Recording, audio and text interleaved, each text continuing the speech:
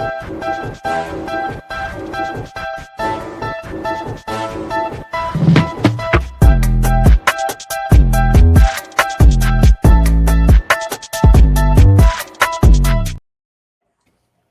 everybody. This is NLL Lacrosse Talk, of course, with Gary Groob, Frank Stanisci, and our very special guest, Pete Dubenski, Victoria Shamrocks and Leprechauns, the NLL with Calgary, Saskatchewan, San Diego, and Halifax, and now he spends a lot of time in Senior B. Welcome to the program, Peter, and thanks for taking time with us. Yeah, glad to be here. Thanks for having me. Our pleasure. As usual, we like to ask the most important question of all. How did you pick up a stick? So it started back when I was 4 years old, back in Campbell River as a Raven. That's when I first started. And my brothers, two older brothers played. And it was just kind of one of those things where you want to mimic what they're doing and be around them as much as you can. So I just picked up the sport and absolutely loved it from the first time I held a stick. Did you play with them? I never got a chance. My middle brother, David, he's 4 years older than I am, so we never did get a chance to play together, unfortunately. It's always fun playing against a brother. At least that's what I've noticed. I don't have one, so I wouldn't know, but I've noticed brothers in sports can be competitive and almost to the point of combative. So you're kind of glad you didn't play against them? Yeah, they were certainly some bruisers on defense, but I was lucky because obviously being the youngest, I would always be the one that got stuck in goal. They would always make me throw the pads on, and so that's kind of where I originally started playing goalie and excelling at it. And so it's just like, oh, it's kind of fun. So I kind of had to thank them for that. What kept you in? Like, what about the game? I guess goaltender, there's less option than there is as a player because contact is not out of the game for you, but it's a little harder to get some of that or hand some out. Sorry. Yeah, I just think growing up, I played both player and goalie, and I found that I just liked that control I had in the net, and it was one of the positions that the guys loved whenever I would throw on the pads to go in there because I always sort of gave us a chance to win. And when I started moving up through Pee Wee into the rep leagues, I needed to really just focus on goaltending if I wanted to be competitive and push to start playing A-ball and potentially with Team BC, things like that. Yeah, I guess it's okay to be a goaltender. You don't have to argue about floor time. Yeah, but it also, if you're a backup, you're never really on the floor. I mean, you're on the bench, but that could also be a bit of a challenge to make sure that you're always mentally sharp, even when you're not playing, and making sure that you're positive on the bench and you're being that good team guy, even when you're not in the lineup and playing. Absolutely. A lot to learn as a goaltender. Mm-hmm. Gary. Let's go back a little bit and let's talk about who is really the most influential person in your early development. I would say for myself, it would be watching Bob Watson of the Toronto Rock.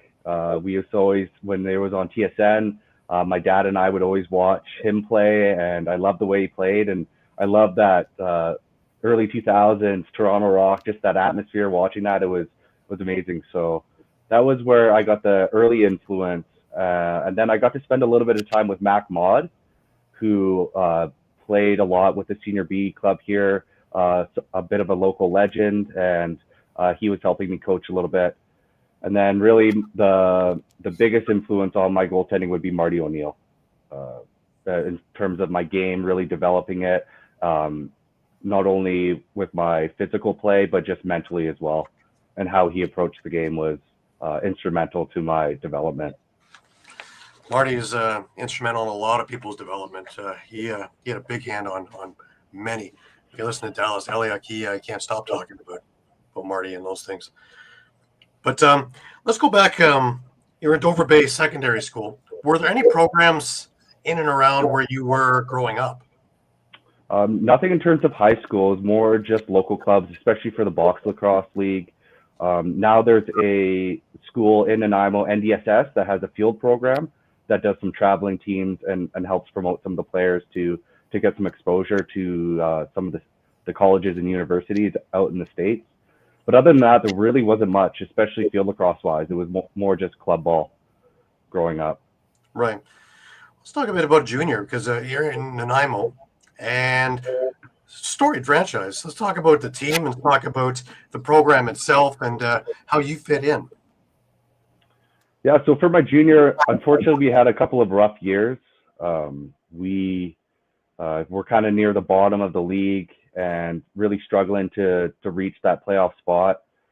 I was lucky enough that my play caught on with some of the higher end clubs that were looking to add a goaltender to their lineup, and I was able to get traded for playoffs and some experience to help bring back to the team throughout my junior career, which I think was beneficial for myself and for the club, just being able to draw from what they were doing that would made them successful and help establish that into our team. Right. Well, one thing that keeps coming up when I was looking at a lot of your information was that you may not have been the one that was chosen, but you certainly worked most everybody, and you would win the job and keep the job.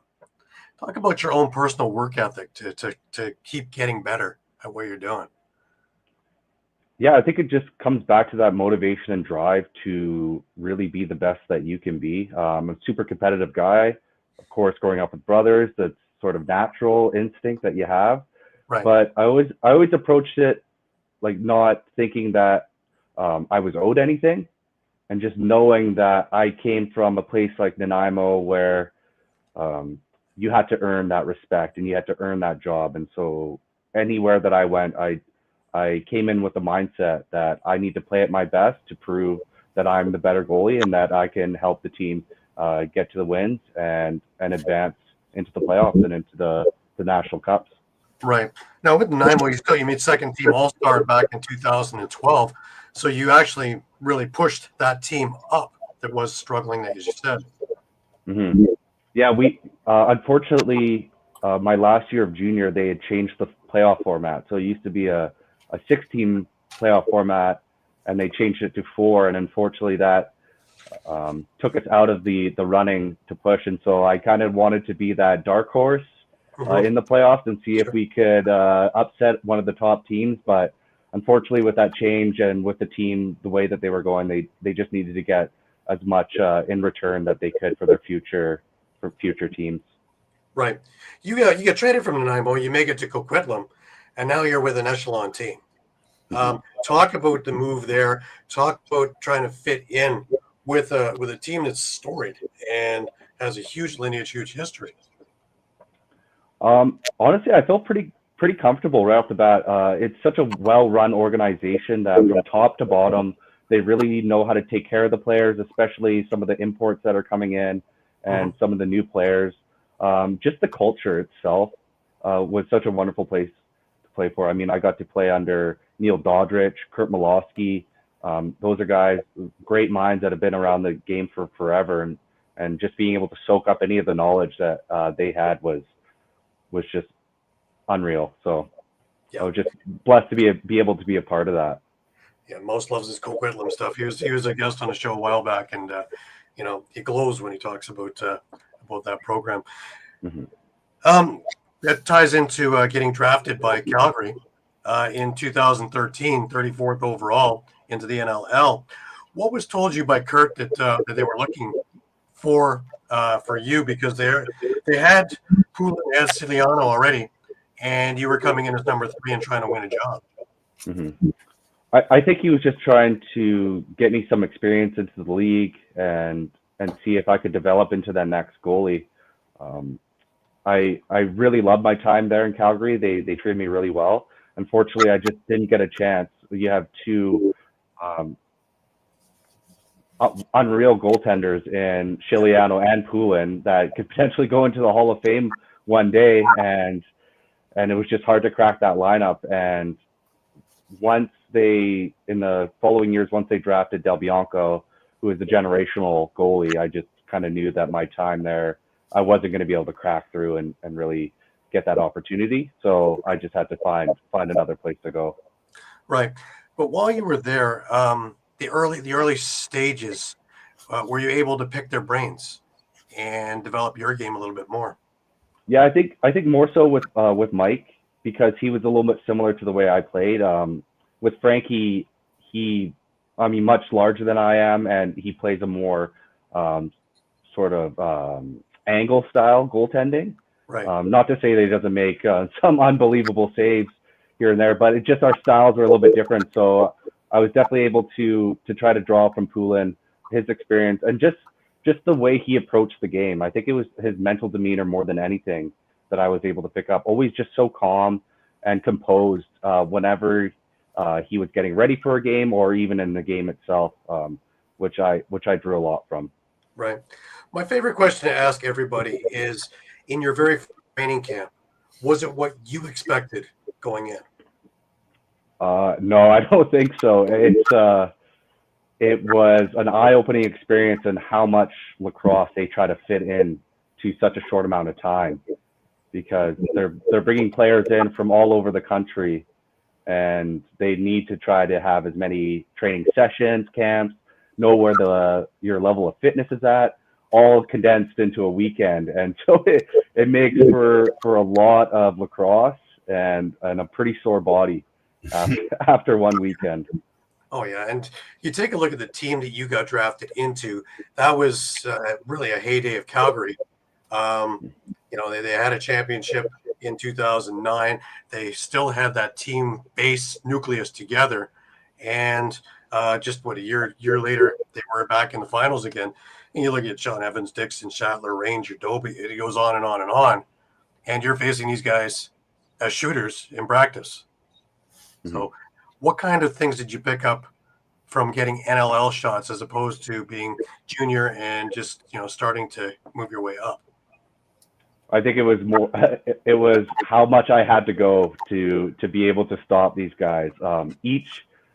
Each shooter had their own unique style and the way that they could release the ball and the way that they were able to fake and come in on the net. So it's really just drawing that experience of knowing how different each of these superstars are, and how I could start to really tone in on like what their sign tails were for how they shot and where they like to go, and really learn, because it helped me when I faced them in the WLA and going through that run. I was like, I already had sort of a mental image of what Dobie liked to do when he came on the crease, or when Dixon, how he either drove our net or how he liked to sneak a shot around a defender. Then I could be prepared for it and ready. Right. So it was definitely amazing. I guess learning the release points is something that really you have to work on. Mm-hmm. Absolutely. Now, being a goalie, you have to be like a goldfish. Every 30 seconds you have to forget about what happened. How difficult is that as things are coming at you, and you don't want to let the frame of the game get away from you, but in the same respect, you can't let all the other things get involved and all the head games that go with it. Yeah, I think it comes with experience and time, especially when you're younger. You don't have that maturity to be able to handle some of those situations appropriately, and sometimes you can let your emotions get the better of you. So I think with time you learn you find your own techniques to help you reset. If you let in a bad goal, you just say doesn't next one, and yeah, I think you just learn it with time, and yeah, just to really just know that you can reset. Doesn't matter what happened, but you can control what you do going forward. Just try not to draw on that. Right. Now, with Calgary, they make it to the finals, and in that silly mini game kind of little echelon there, which was strange. Thank God that's long gone. You make it over to Saskatchewan, and you're in their heyday now. They just won a couple, and another really tough lineup to crack, but also a really tough lineup to face in practice. Mm-hmm. Talk about getting in with Derek Keenan and all the pieces that are there, and how readily the guys are accepting, because you had Aaron Bold at that time, who was at the top of his game, and after that it was Evan Kirk, and it's just one after the other of guys that are top echelon, great to learn from, but not great if you want to get minutes. How do you keep your head up? I think you just have to go out with a positive attitude. Unfortunately, that's kind of the way sometimes things go, and it's not in your control. And when you go to a team that's that pushing for that championship, they're going to look out for their best interests, and they want to win. And you have guys that are established and have proven themselves in the league, and it's just kind of the way that things go. Maybe if I would have gone with like a weaker team and been able to potentially get some minutes and find my groove into the game, that maybe I would have been more of a staple in backing up a team. But unfortunately, that's just kind of how things turned out. And all I can take from it was I just continued to hone in on my game, what I needed to do to improve, continue to face these shooters, because I'm getting guys like Mark Matthews, these Ontario guys that I've never faced before, and really starting to learn how they play the game, and just a little bit subtle differences from the Eastern to Western ball. And I think I just used it as a learning opportunity, even if I wasn't able to get in and get the minutes that I wanted, obviously, but I just used it as a chance to get better. Well, I think you'd probably be the best person I could ask that one. What is the difference, in your opinion, of East and West in the difference of leagues, especially as a goalie? I would say just like how creative some of the shooters can be. I think the Western game maybe is a little more structured, but when you get out to the Eastern ball, you can see some of the teams, especially when you get down to Six Nations, just how beautiful that they can move the ball, and some of the incredible moves that they can make with their sticks. It's just something that I wasn't used to playing. And then when I first got my first experience of it, was playing Coquitlam in a Minto Cup against Six Nations, and I saw like Johnny and Quinn Powles and some of the passes that they can make, and catches and shots that they could do behind their back. So I was like, whoa, I've never seen this before. So it's definitely, it got me prepared to just be ready for the unexpected. You never know when they can shoot, but they're always locked and loaded. And if they know that they can catch you off guard, they're going to pull the trigger. So yeah, it was just learning to always be prepared, no matter who is coming down. And be prepared to not be a fan, not sit there and marvel and watch it go by you. Yeah. Yeah. That'd probably be the toughest thing. You move on into San Diego, and the relatively new organization at that time. Talk about going out west to Seals and Pat Merrill and all the guys there. I had Brett Hickey on the show yesterday, and it would be about the time that he went over there, just after his Philadelphia days. Yeah, unfortunately, I was only there for a short time. I was there for training camp, and they had Chiliano, and then they had drafted Rylan Hartley, who was an Orangeville guy that the organization knew, Merrill and them, and so I think that they wanted to sort of craft those two into their next 1-2 tandem, and unfortunately, I just was sort of on the back end, and at that point in my career, I really just didn't want to be a third string. Rylan, I believe, had gotten hurt, and they just needed a backup for a game, and so I went there and backed up Chiliano.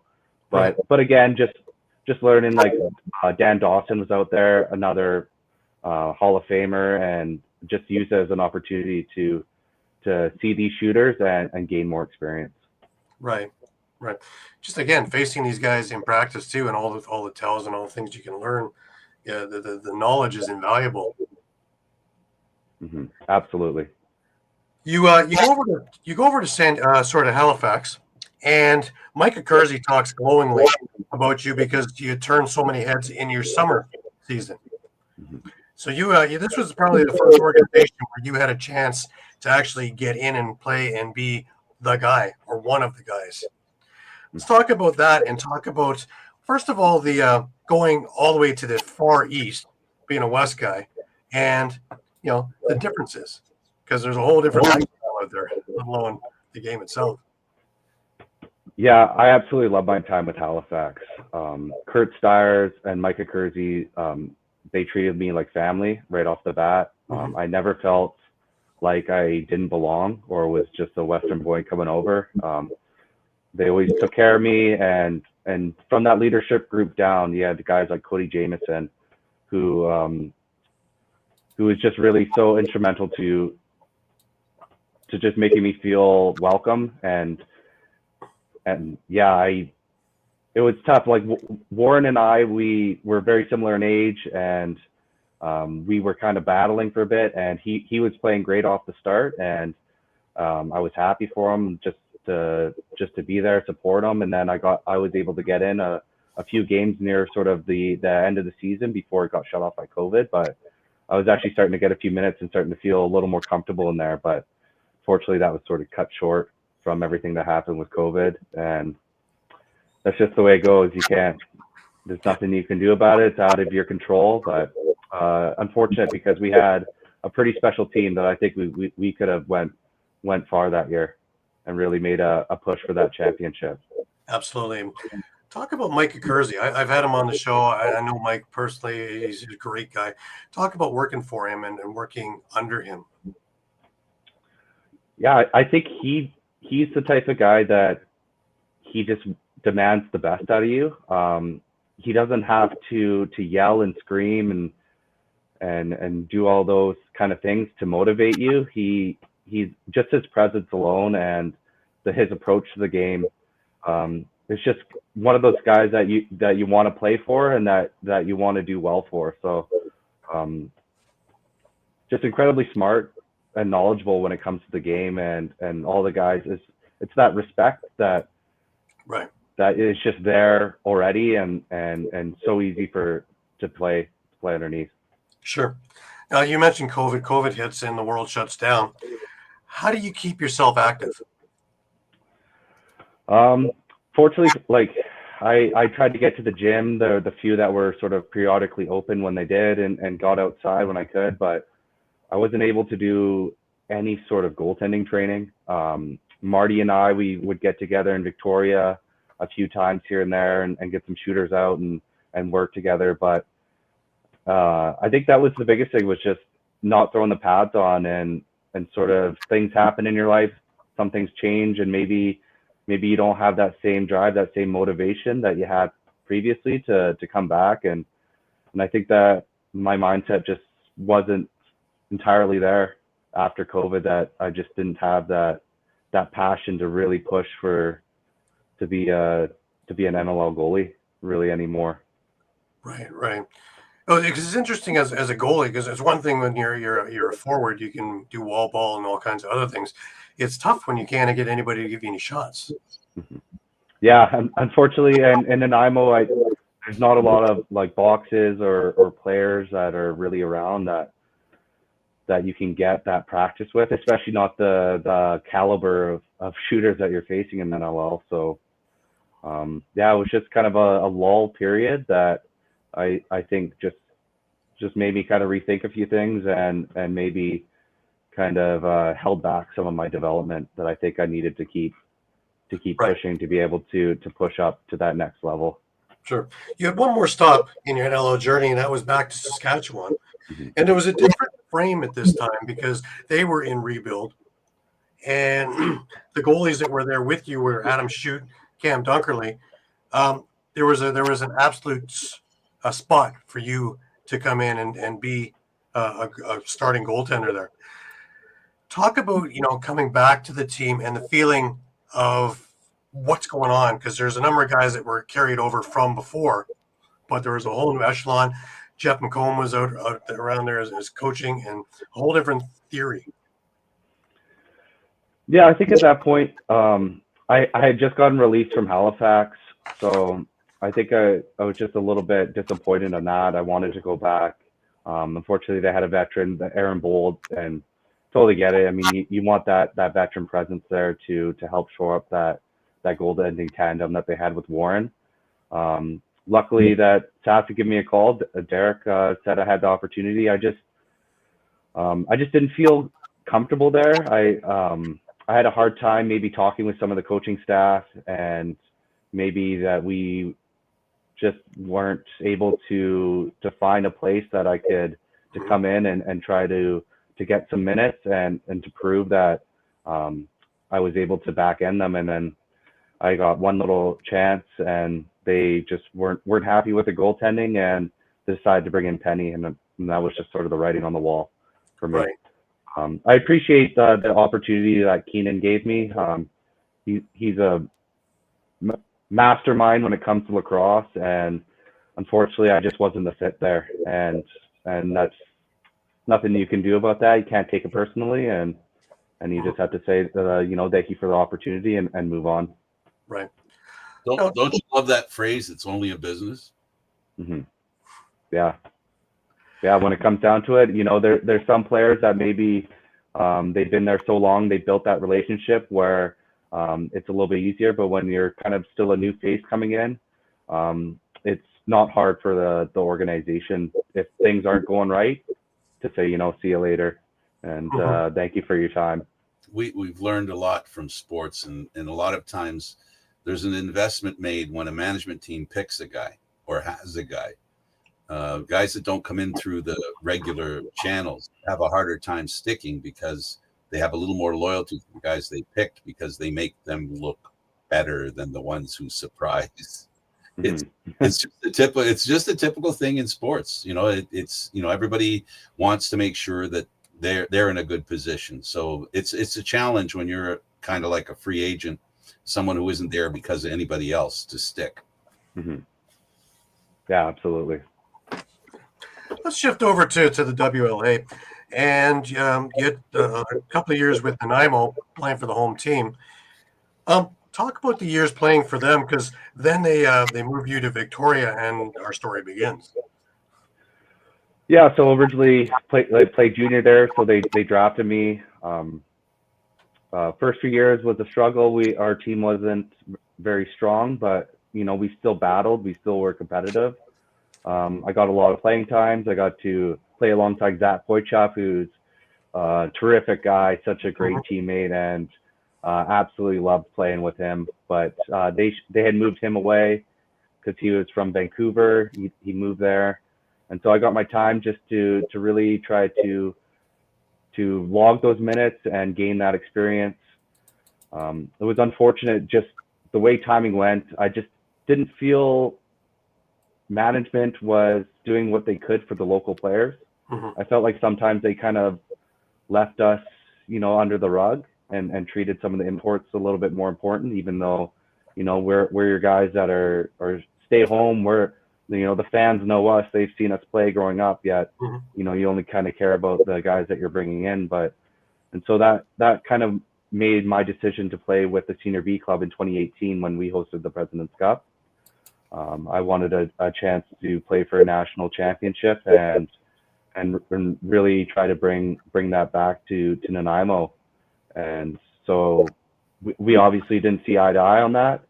And once that season was finished, coming 2019, it's just sort of the writing on the wall. I lost sort of the trust and the respect from the management there, and sort of my new beginning began. And it worked out for me, and I'm not gonna apologize for that. And I felt that I was worthy to play, and Victoria gave me a chance, and I just ran with it. You run into a coach by the name of Bob Hayes, who's another former goaltender, and I think this was where really you finally get the right shake that you could. You finally got a fair shake from a guy who understands you, where you've come from, what you've gone through, and now you have a chance, and you take Victoria and you bring them and win the WLA that year. Let's talk about the journey and talk about Bob. Yeah, I absolutely love playing for Hazer. He was my first true goalie coach, like on the bench, and to say that he wasn't one of the reasons that I shined, I just couldn't. The way that he would be able to communicate with me and know in times where maybe I was feeling a little bit blue, or when times that I needed to sort of just bring it in and dial it in, he knew exactly what to say and the approach to bring, and truly blessed to have played underneath him. One of my favorite coaches ever to have played for. And yeah, he gave me that chance, that opportunity to shine, and I didn't let him down. And Absolutely. we were a couple games short of a Man Cup, but what a ride, and the greatest year of lacrosse Right. that I ever had. So, and he was a big part of that, and the trust that he had in me. Let's talk about the Man Cup. Stanley Cup of Lacrosse for us Canadians. Just being there and all the hoopla, the pomp, circumstance, and everything like that. Really winning, losing, whatever. But the act to make the Man Cup, first off, what a grind, and then now you're in it. Talk about the feelings about being in Man Cup. Oh man, the highs and lows are something I don't know if I'll ever experience. Going out there and playing in a sold out arena in the Q Center in front of those Victoria fans, it was spectacular, and a lot of lacrosse, but it was just, we knew what we had to do, and we were all professionals, and we knew how to take care of our bodies. But man, it was nothing else I can really compare it to. Maybe the President's Cup. I don't know if that one might just be just as hard, sometimes if you think about it, to win. But yeah, it just that compete, and that just caliber of lacrosse, just something that I'll always cherish and remember. Right. You bring up a good point, because, the Man Cup, yeah, you could play 7 games in 10 days. But the President's Cup, that format, there's 25 games with everybody playing in the span of 6 days. You're playing twice a day, almost every day, and then into playoffs. And what a grind. I actually think that is a tougher thing to win than the Man Cup. Yeah, I mean, I've only had one chance at a Man Cup, so I can't say, but going to the President's Cup, I just went recently with Victoria last year, and yeah, no matter who you go with, it doesn't get any easier. And those teams that come out from out east with Six Nations, you got Snake Island, those guys, they're grown up, and that's what they live for. That's everything to them, and they put everything that they have on the line, and you can see it in the way that they play and the heart that they bring to the sport. And it's truly amazing to watch and play when you get the chance to get out there. Right. Watch out for the Merchants this year, Brooklyn, since they're hosting it this year. Yeah. They have a smoking team this year, and kind of like Oakville did a couple of years ago when it was in Oakville, and they tried to really put together basically an MSL team. So luckily, there's a few things that have changed rule-wise since then to stop that, but because it takes a lot of guys who would normally play Senior B, and they're not going to get a chance. Yeah, and I think that's just the reality of it, and you can try to put in some rules to help limit some of that, but every team is going to have some strong NLL players, and it really just comes down to how well that you can bond and mesh as a team, and if you can avoid the injury bug, then I think a lot of the top teams, anybody has a chance to win. I mean, you even saw last year, Ladner squeaked out from the Muskies from one goal in the round or the crossover game. So it's that one goal that would have taken Ladner completely out of it. So, right, anything could happen. And they're looking to three-peat now also. So we're talking about Six Nations over in the Man Cup. We had Peterborough before that, but now Ladner over in the Prezi is a whole other thing to take a look at. The teams in the East are sitting there going, no, we got to stop this. Yeah, well, I'm going to tell you this year, Ladner's not the same team. They're still competitive, and they're one of the top teams out here playing, but yeah, they're nowhere near the absolute powerhouse that they were the last couple of years. So yeah, I don't know. Maybe they'll see if they can add a few to their lineup, but I think they might get dethroned this year. That's my prediction. Well, I told you got to get on your team and get up here, because we both have birthdays that week, so that could be a lot of fun. Yeah, absolutely, it would be. Let's talk about the Dubenski tournament. I love this thing.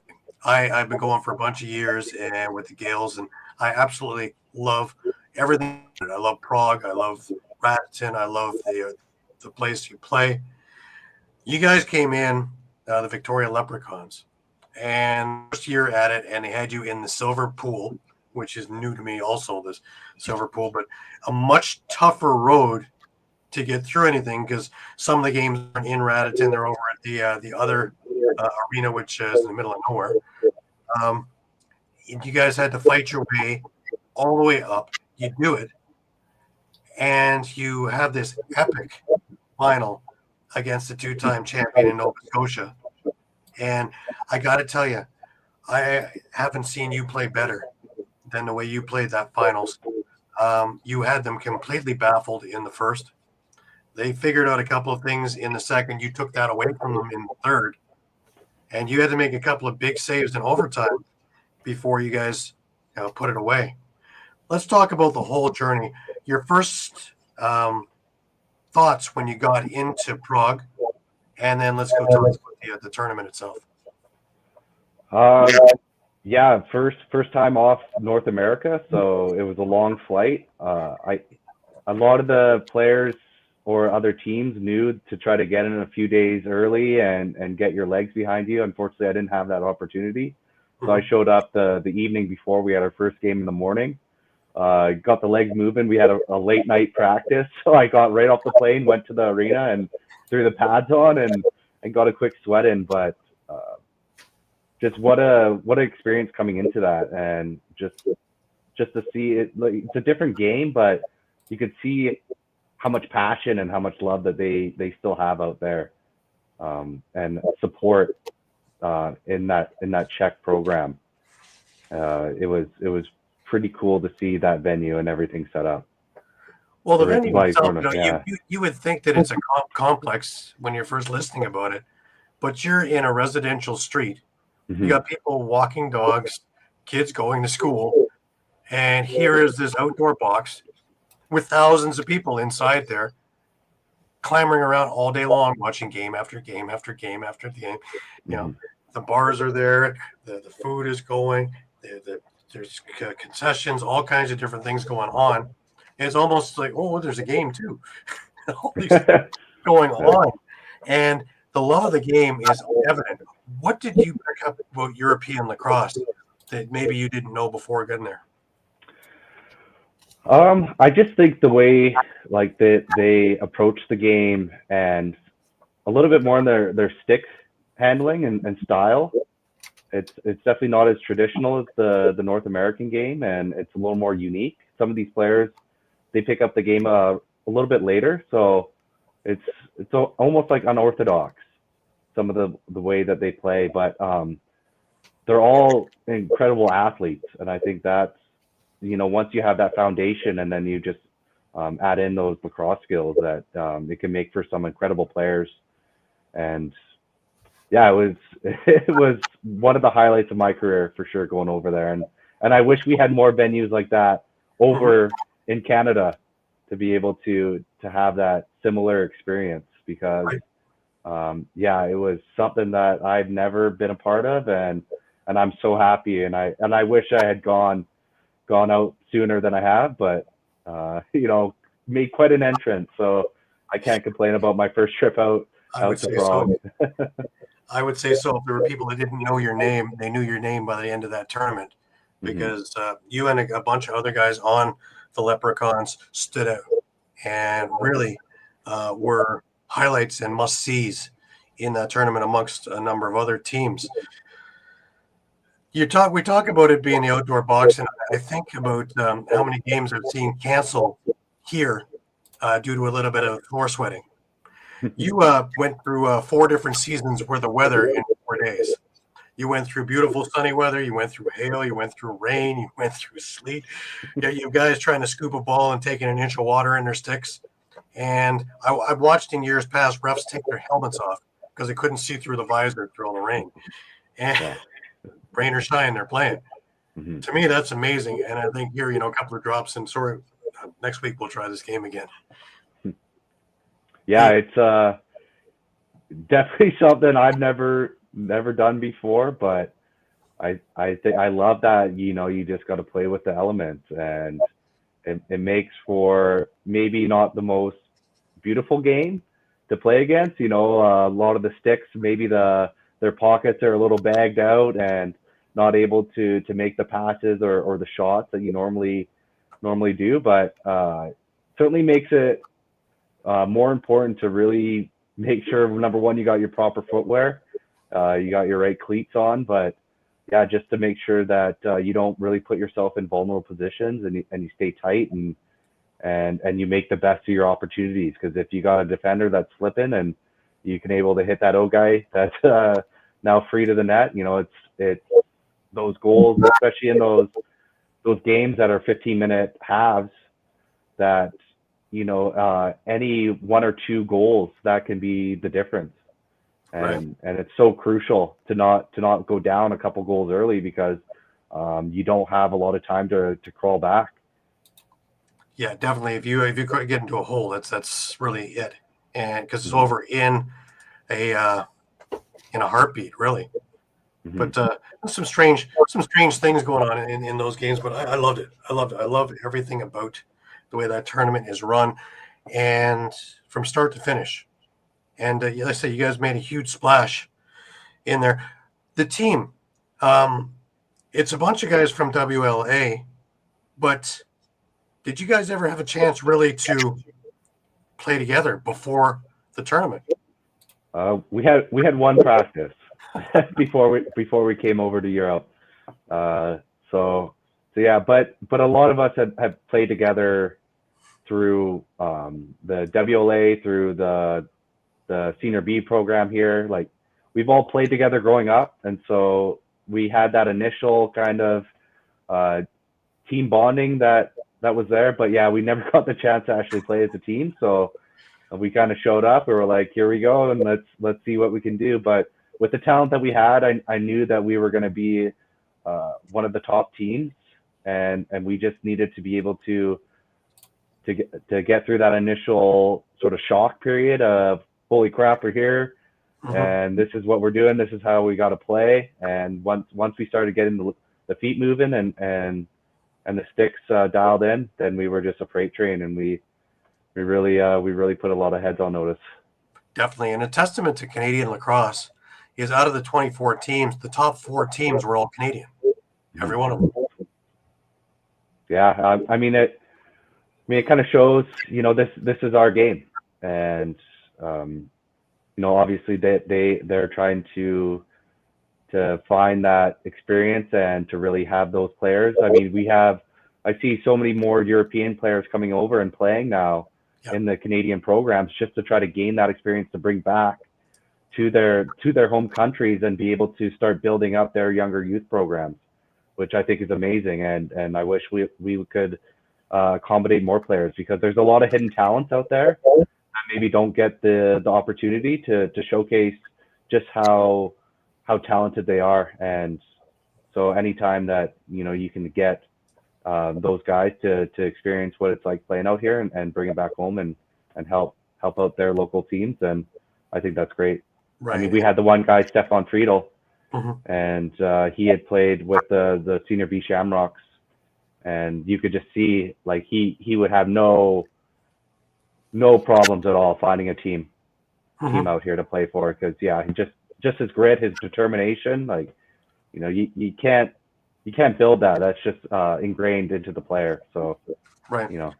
I had a chance to talk with the NBLL commissioner, Adam Sharpon. I had him on a show, and I got to meet him out there in person and talk. And they have an 80-game season out of Raritan and a number of other places, including Germany and a few other places. So it's on the move. It's growing leaps and bounds. And so was the women's one. Michelle Boyer just made a couple of comments, because she's got her grid tournament in Port Coquitlam, July 11th to 13th. But She-Box is also just after the Dubenski tournament, and that's growing now in their 3rd year. And so it's growing in all aspects out there. And I don't know if you had a chance to look at in the booths there of the Good Stick Company out of Raritan, so they don't have to spend a fortune on sticks now. They can actually get it homegrown. And it's American, Brian Whitmer, who's leading that charge. But his shop's just around the corner from the arena. So they're having all these things that are making it easier for them to come. It's going to be like hockey. If we're not careful in North America and we rest on our laurels, the same thing with the hockey years ago, when it was all of a sudden, here it comes. And I've watched it over the last number of years that I've been there. The European lacrosse is absolutely leaps and bounds better than what it was when I first started going. Yeah, it's incredible the the people involved that are helping the sport grow globally, and we need those people with the big heart and really that drive to help bring this game to everybody. I mean, it's a creator's game.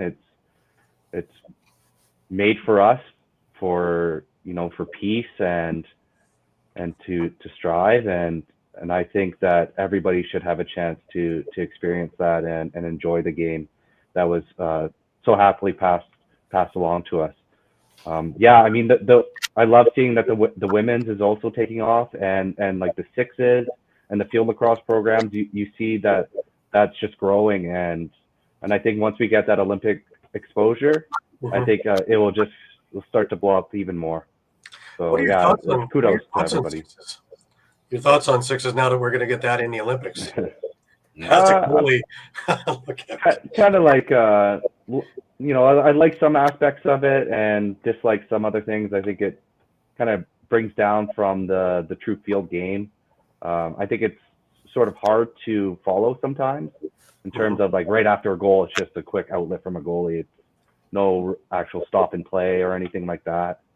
And but I get that you need to make it accessible for all the different countries that want to have a chance to play, and if that's the way that it needs to be sort of operated and run, then that's the way it is. I mean, I will say it is fast paced, and I think what we've seen from like the games like the rugby, how they transition to the rugby sevens, just that quick pace, and I think that's become one of the most popular sports in the Olympics now. So I don't see any reason why the sixes can't do that. I mean, me, a little bit of bias. I wish that we could get the box lacrosse game in there, because that's my favorite game to play, watch, and so I wish that there would be an opportunity for something like that. But just you got to be realistic, and one step at a time to grow the game. Yeah, maybe once we get it in there, then we can start thinking around. But to get another 280 countries to take a look at it, that brings us from floor 4 all the way up to skyscraper. Yeah. You have any plans of returning and defending your title in Dubenski? Oh, I mean, it was such a wonderful experience out there. I think about it, and if I have the chance to go back, I am 100% in. I think the Leprechauns got to at least defend their title for another year and see how it goes. And who knows, now that we have that sort of exposure into the league, I think it might be an even more competitive team that we put together.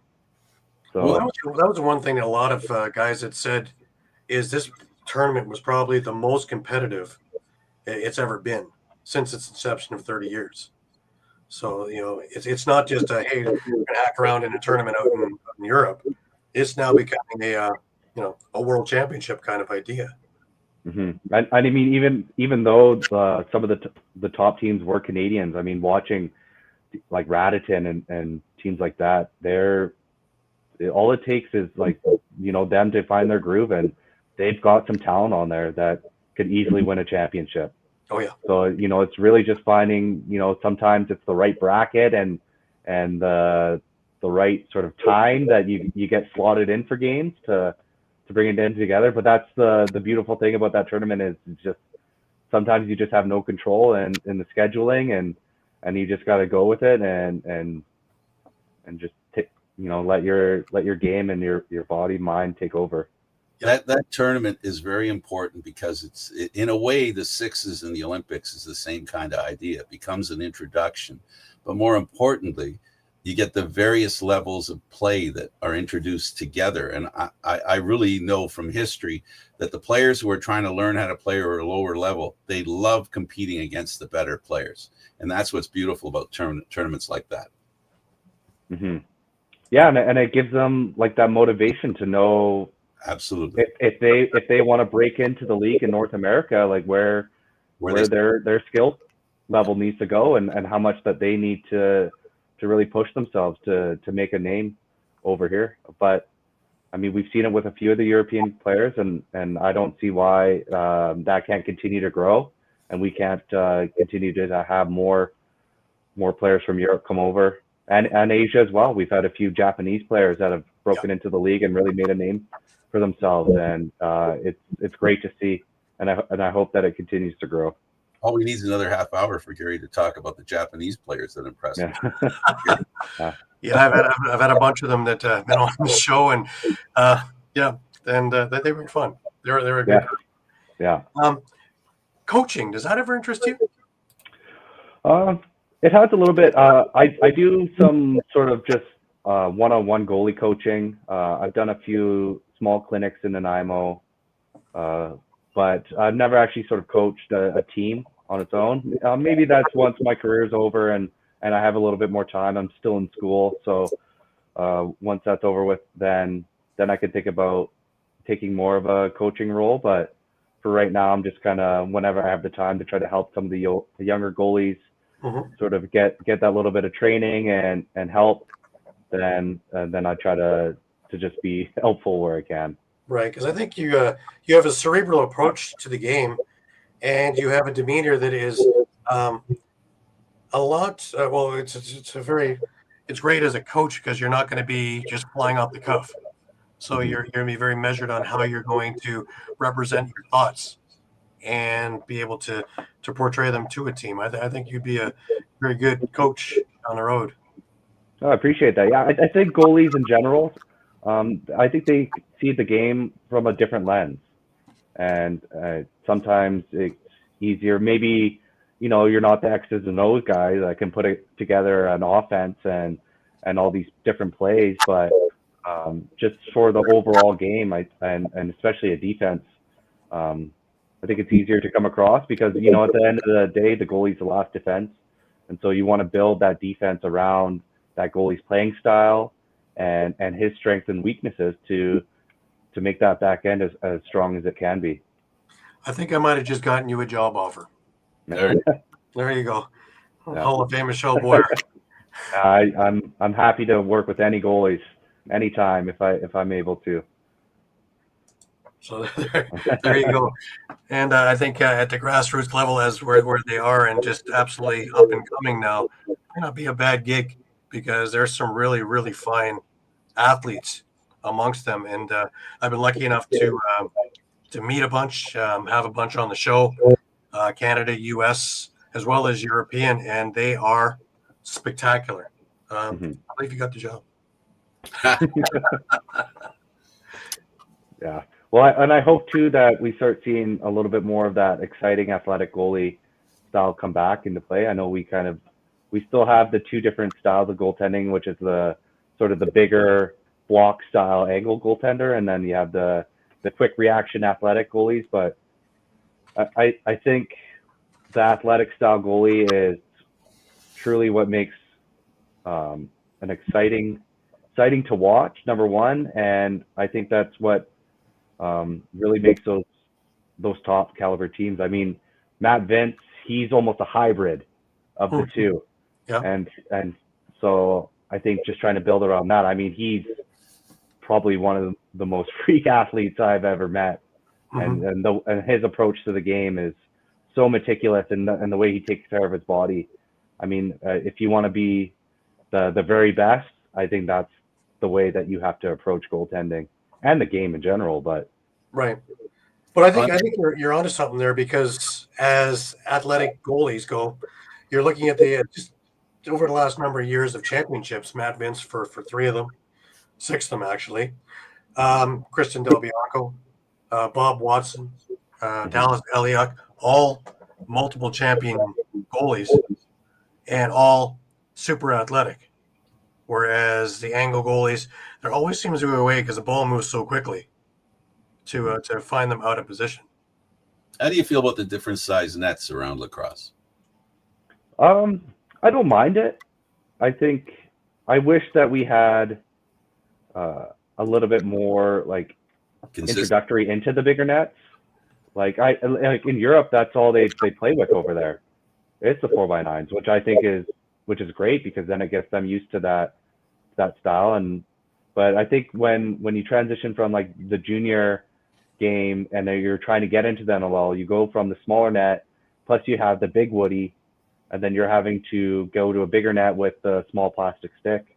And I think that's where some of the goalies that were maybe sort of up and coming, and you thought that might make that next step into the NLL league, where they kind of get lost because they can't make that transition into the sort of a different style that they have to play. So I wish it became a little more streamlined. I mean, I also think that the gear is oversized, personally. So that's my view on it. But yeah, well, that affects the athletic part of being a goaltender, right? Mm-hmm. Yeah, athletic, and I don't think the bigger gear necessarily means you're more protected.